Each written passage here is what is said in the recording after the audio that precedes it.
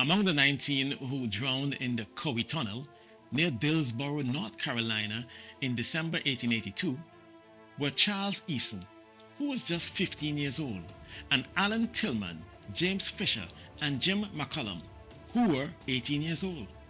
They should never have been fed into a system designed to control them, prevent their advancement, and strip away their freedom. They were convicts who had been leased to work on the railroad as part of a chain gang. Not only could they not swim, but having been chained together, it also was impossible for them to survive what otherwise would have been a simple mishap.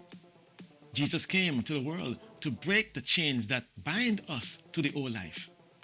You were slaves of sin, but now, having been set free from sin and having become slaves of God, you have your fruit to holiness and the end everlasting life. Romans 6:20 and 22. One who is controlled by lust cannot claim to be free, but is held captive by desire. Many are held in chains by tempter, dishonesty, or addiction, and are not experiencing the freedom that Jesus came to give. God is able to free any soul from the grasp of sin. It is not necessary to be held captive by the old life.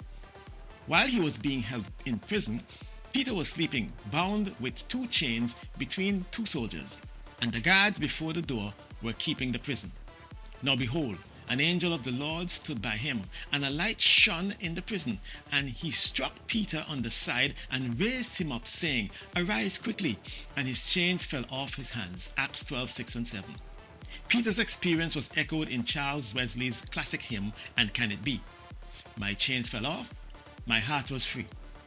If you allow him to do so, Jesus will break the chains that connect you to the old life of sin, and your heart will be free. I'm Vaughn Joseph for Victory in Jesus, and I'll see you next time as we go into the Bible verse. Thanks for watching. For more videos, click the left or the right tab and hit the subscribe button and the bell, and you will be automatically notified when a new video is posted.